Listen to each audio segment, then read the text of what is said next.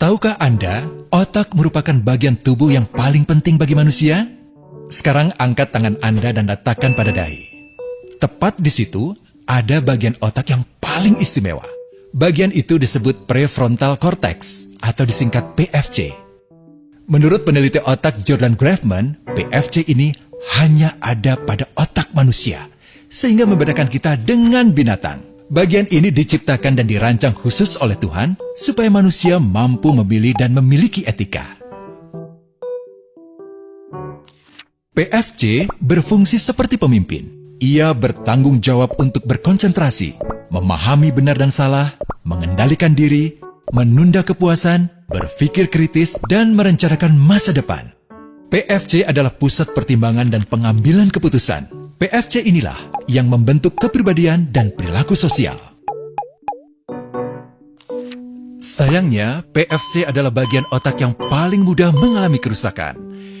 Jika PFC rusak, maka kepribadian orang bisa berubah.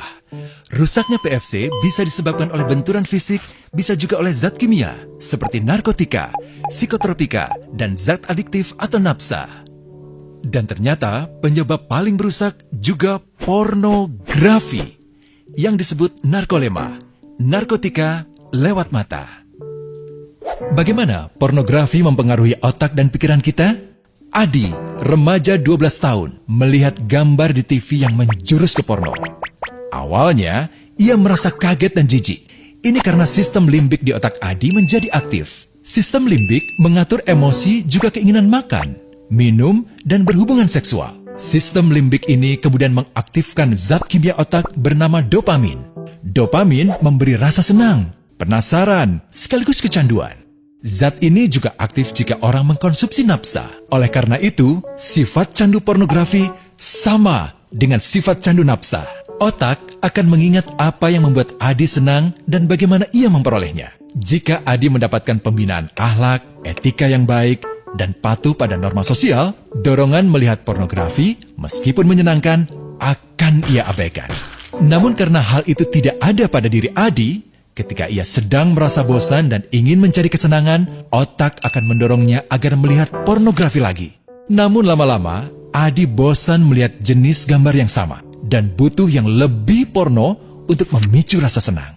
Sekarang, dengan internet, pornografi menjadi jauh lebih mudah didapat. Pertama, Adi membuka internet dan tidak sengaja melihat gambar yang menjurus ke porno. Berikutnya, ia sengaja membuka lagi untuk melihat yang lebih porno. Awalnya melihat yang sedikit terbuka, lama-lama semuanya terbuka. Awalnya melihat 1 menit, lama-lama 1 jam. Adi mengalami kecanduan pornografi. Bagaimana kerusakan PFC akibat kecanduan pornografi? Secara alamiah, dopamin dialirkan dari sistem limbik ke PFC.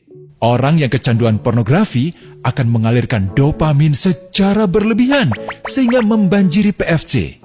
PFC menjadi tidak aktif karena terendam dopamin. Semakin sering PFC tidak aktif, ia akan semakin mengerut dan fungsinya terganggu. Sistem limbik justru akan berkembang semakin besar karena terus mengaktifkan dopamin, sehingga Adi cenderung untuk terus mencari kesenangan tanpa takut atas akibatnya. Jika tidak ditangani segera, Adi berpeluang besar menjadi pelanggan pornografi seumur hidup dan mengalami kerusakan otak di bagian PFC. Awalnya, ia akan kehilangan konsentrasi, penurunan kemampuan menimbang benar dan salah, serta berkurangnya kemampuan mengambil keputusan. Lama-lama, besar kemungkinan ia akan melakukan masturbasi, oral seks, hubungan seksual suka sama suka, dan mudah berganti-ganti pasangan seksual.